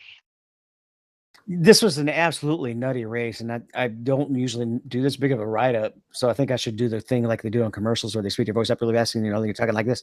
But it was first right at the very beginning, a car blinked and then jolted to the right like hardware failure of some kind. Took out a few cars. I got caught up in it. I avoided the initial buzz, and another guy around me had he had it saved and then he didn't, and then he hit me. um so I had like 40 seconds worth of damage, and I thought, oh great, I'm going to have to stay out with this damage because it's going to do the bug where it's going to let some people go and not let other people go. Well, the caution came out so quick, not even the leader was past the pace car. So I was like, oh, it must have not split us all up. So I go ahead and pit and get the 40 seconds of damage fixed, and quite a few people go ahead and pit with me. Well, guess what? When it comes to one to go, it waves the leader around everybody, the whole field, except for everybody that pitted. So Yikes. So you the lost a bug was lap. still there. Yeah, the bug was still there. We just didn't know it. So I had to let the leader go and started basically in the back, a lap down. Caution comes out in about 20 laps. I go ahead and take the wave by, and then I'm about 8 laps from having to pit, and also the leaders being 6 seconds behind me, and around 50 laps caution. So luckiest break you could get. I'm back on sequence, then just worked my way back up through passing and having some luck evading crashes. On the final restart, the driver in front of me spins his tires, but in a useful, helpful move, he pulls off to the left pretty hard, just enough so that I can escape to the right and not hit the guy on my right. Either that or there was no right guy there. One of the two. I really don't remember that part. Managed to avoid that and then work my way around a few cars on the outside and come in fifth. Nice run, especially in the split you're in. I also got P5. Sketch City. Very sketchy out there for sure. I talked about that already. I ran top 10 all night. I led some laps, and near the end, I had position of being the first car with tires. Had a guy turn off, the same guy turn off my nose twice. And the second time, it took out my teammate, Kyle Pendergraft, who was running with me and running just as well as me. We were running together all night. It was unfortunate that he got caught up in that. But, I almost had enough to win it at the end. If I had just another lap, like 1 more lap or even a half a lap, I woulda won that race. I mean, because the guys, the 1st through 4th, they were on crap tires. I had new tires, and I had a head of steam. And my head of steam, I caught to them, like, as we came to the checker. So it wasn't enough, but I'll take it on a new track and whatnot. P5. Tony Rochette, P19, got Scooby Dooed with 30 to go, was doing okay, just hanging out when a car wrecks and nowhere to go. We'll move on to today. David, P29. Yeah, and I think I've already gotten the protest result back on this one. Uh, People think it's okay to pass on the apron and then come up if you're already on the inside line and just take you out. And that's what happened. This guy, he pulled up on the apron when I was running with the whole entire inside lane, and then just comes right back up when I'm there and knocks me out. And that is protestable as an unsafe rejoin, even though they don't have a double yellow line. And so that's actually twice that's happened this week. And both times they said the issue's been resolved. And you know how it is. Anything like this, they're just going to give them a warning unless they're doing it all the time. But at least now it's on the record. Right. My race, I win. Winner, winner, chicken dinner. Ran really good, just riding top 5. I took the lead with about 35 to go and didn't give it up. Um, except until right up until the end, we got a late caution. So I pitted with others while 7 guys stayed out. So I was the first on tires and got a few spots before another quick caution. And that set up a green white checker. And then I just had to bring it home. So it was my second win of the year and my 83rd career win. And man, it feels good. I think I was telling you guys in the chat, it feels like a restrictor plate race, like Daytona or Talladega in a way. It's in my wheelhouse. I mean, that's why I'm running top five. That's why I'm leading laps, and that's why I got my second win of the year. So, man, it's exciting to know that I still have uh, the skill to get it done and to do it on a brand new track like this. I love it. I was so stoked this afternoon. Yeah, I also want to mention how I felt at that moment when the caution came out and I had to do a green white checker. I was sweating, my heart rate was elevated, my palms are sweaty, I was shaking a little bit, I was breathing hard. I felt like I needed to get up and go outside or something. I mean, you get anxiety and you're like, man, I just got to bring this home. And when you do, it's such relief. And that winning feeling, I just crave it. And one more thing I want to say about it is winning an NIS is a better feeling than winning in another series. Like I won a couple times in the F2000 car this week, but I didn't have the palpitations that I had today in the NASCAR race. It means more. I mean, that's really the bottom line. David, you need to insert the Eminem song "Lose Yourself" for when he was describing their palms are sweaty. Knees weak, arms spaghetti. I, I would love to do a bunch of little 5-second drops if I wasn't worried about the copyright problems. They do it on the YouTube channels all the time where but I think they have an agreement signed with them. We're gonna talk about a copyright story in a couple minutes here when we get to my league race, so we'll worry about that in a minute. Okay. Tony Rochette ran with us. He didn't make it to lap 15. I thought I had the wreck cleared, and when some a-hole just came back up the track and killed my car, I can't catch a break. Moving on to official racing for the week. David, somehow, some way you talked me into running A open. I started P7, wrecked out big time by a blinker. I actually went to the apron to get around him, but he still slammed me.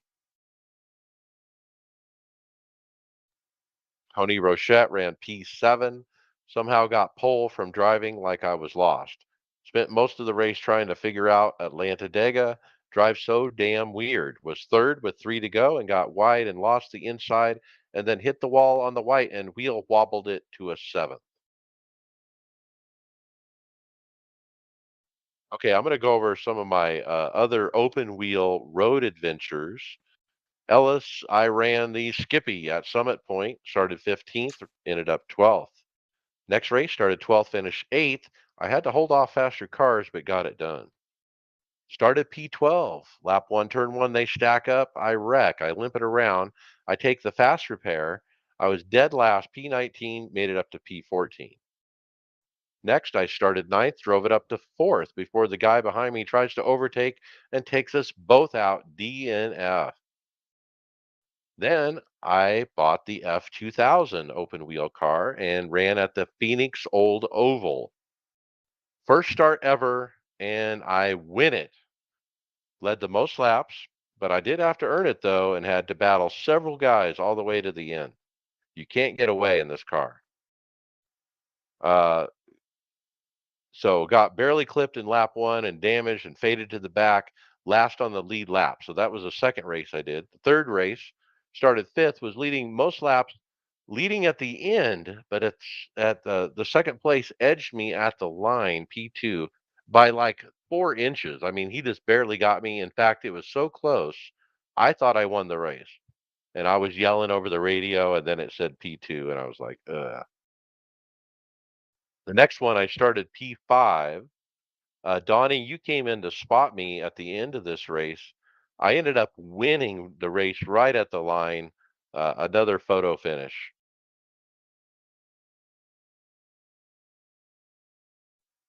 Okay, Donnie, how about your official racing? Did the B Open at Road America. Started P4, or sorry, started P2, finished P4. I would have finished P2, but I had a turn off went off the track at turn 1 with 10 to go. That was my issue there. Same thing in the NIS race. For this week, I raced at Atlanta. Mike was there. He actually spotted. So I started on pole, finished P13. I ran up front. I believe I led 16 laps. I got tangled up in 2 incidents early on, gave me 3 minutes of damage. Both incidents I was called out for. I didn't hear anybody, but Mike relayed to the fact that people were blaming me, but clearly, and I think Mike was able to see that neither incident was my fault, thank goodness. Yeah, no, it's crazy. With the B car, you just felt, especially at the set I was running, was a little looser. So I felt like I was sliding from lap 1, almost like a dirt car. But it was pretty chaotic up front. Had a lot of fun. And late models this week at a P6 and a P7 in the open and fixed. Supers Yeah, it or was a fun regular? spot for you. I'm sorry. Yeah, there's regular late models open and fixed. Yeah, the spotting was Okay. awesome. First time I've ever had anybody spot for me. There was moments in there I wanted to get the hell out of there and I'm getting and drop back, but you were spotting and you were having a good time. So I was like, you know what, I'll stick with it. But I think the last moment that took me out, we were trying to pass a lapper and we were 3 wide. And I think off of 2 is when he got loose and then took me out. And then obviously I spun around and took.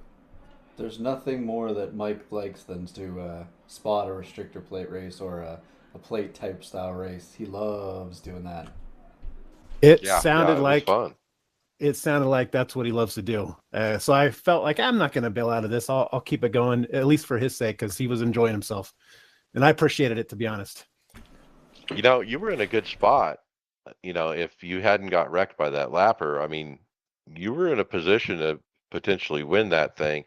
Uh, and there was a pro in there too, Hayden Honeycutt, and he was pinching and making it very difficult on you and others.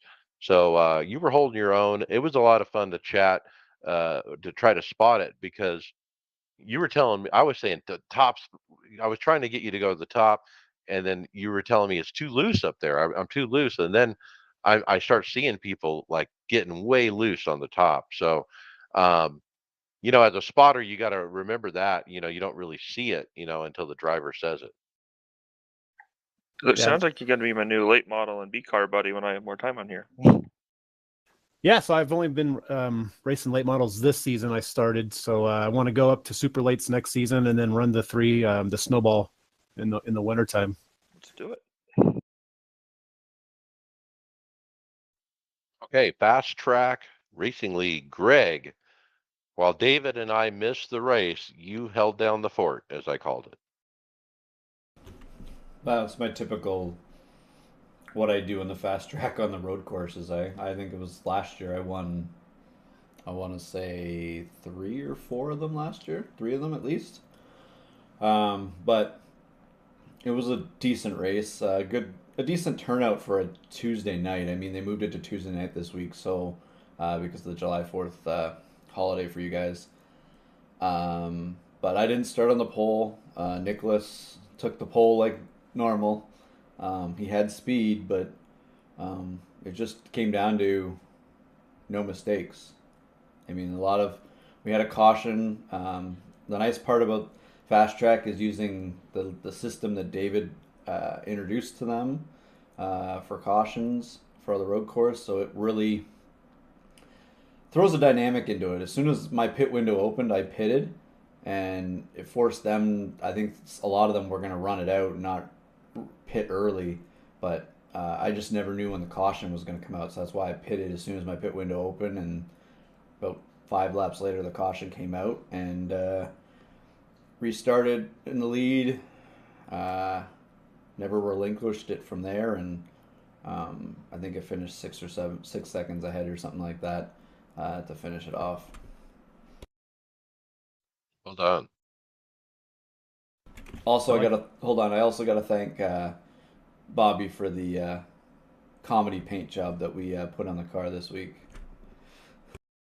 Oh, because 4th of July and a patriotic paint jobs, you decided a beaver paint job, right? Well, it was a Canada Day. We just put the beaver on the hood. There you go.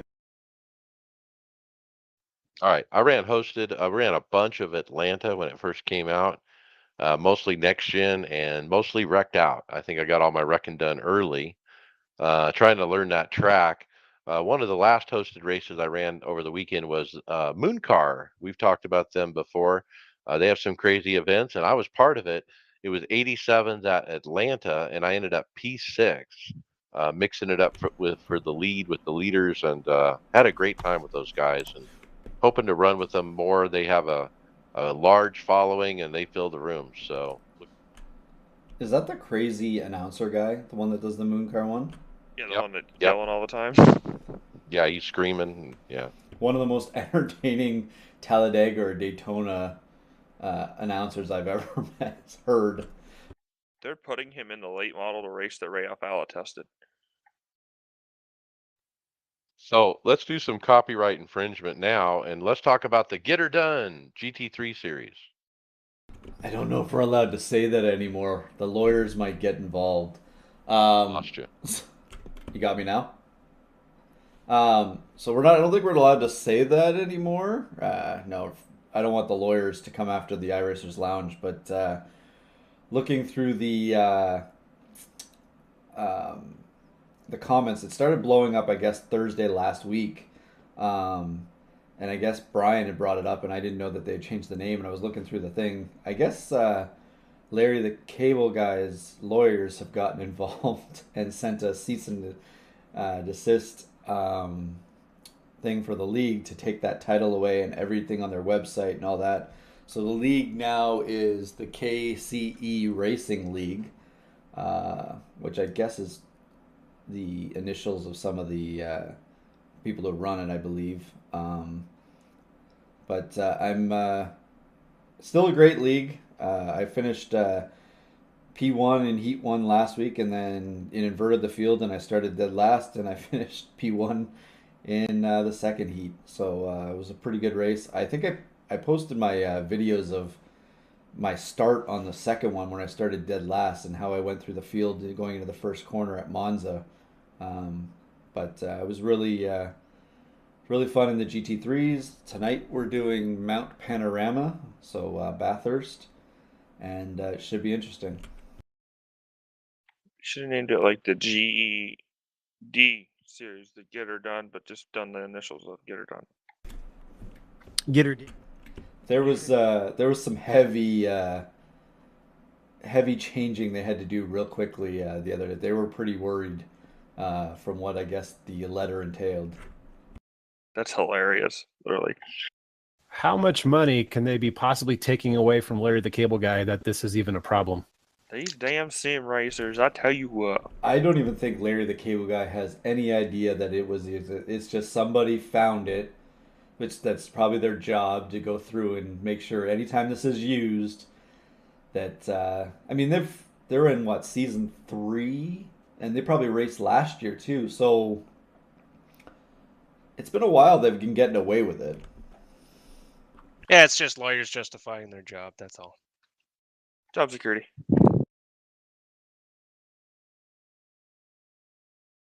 I think we should reach out to Larry the Cable Guy maybe, and we get his opinion on the show. That might be fun. He probably doesn't even Why know why do you about it. do this, Larry? They just ask him, hey, we're just trying to race it, you know? Wow, I don't like I said I don't think he has any idea. He just there's people that are under his trademark that protect it, and that's their jobs. And like Tony said, they were able to justify why they're there by taking this away, even though it doesn't do anything. They can say, "Well, we got rid of this for you." He does have a book, Get or Done. So I don't know, with the exact same spelling. So people can't find the book. They're looking at your racing league instead. I guess you could understand it. Okay, final thoughts. Let's jump into it. Adam, Jocelyn. Yeah, usually I can't make the shows on Thursday because I'm racing on the weekends, but I'm not racing this weekend. My sponsor, Derek Nealon, who spots for Tyler Reddick, has a race next week on Wednesday up here that's going to be $5,000 to win with a $12,000 purse. So we spent this week working on the stuff and didn't have anything to do tonight and aren't racing this weekend, so we didn't load up. And yeah, I had the night off and jumped on the show. So hopefully go win some money next week, or at least get in the show. That'd be nice. There's going to be like 40 cards there. Right. Yeah, get it done. Get her done, Adam. I'm trying to. It's been a rough year. All right, David Hall, final thoughts. I should be broadcasting the show from the beach next week. We'll see. Other than that, I do still stream. I'm getting some decent interaction in there, but I would love to have like more than one person talking at a time. I've got a couple of guys that are coming in and carrying a conversation on during the whole race, but I would like to see it build up. So come on there, say a word. I actually get the chats read to me while I'm racing, so it's kind of easy to respond and interact in the race. It's kind of neat to type something in and then 20 seconds later hear David's robot, pronounce what you typed. Oh, is that actually coming through on the stream? Yeah, yeah. It wasn't the last time I was in there. I don't Oh, think it's. well, when I checked it, I don't know when that was. Right after your computer build. Yesterday, I believe, or the day before, your spotter, when they would say clear high, it would translate to July. So that's pretty fun. I'll have to check that because I guess it's okay if that comes through, but the only audio I have set up in OBS is just iRacing and Crew Chief. Like you can actually set specific apps only now with OBS and just mute your desktop. I wonder if I was hearing it through your mic.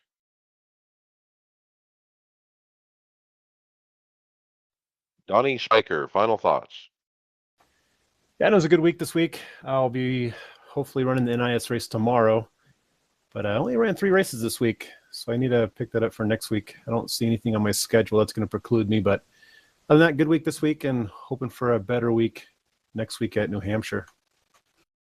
Home track for me. Flat oval. Greg Hectus, final thoughts. Yeah, you said the flat oval. I'm wondering if it's going to end up like a Martinsville and stuff where they're shifting and there's just no passing. But anyways,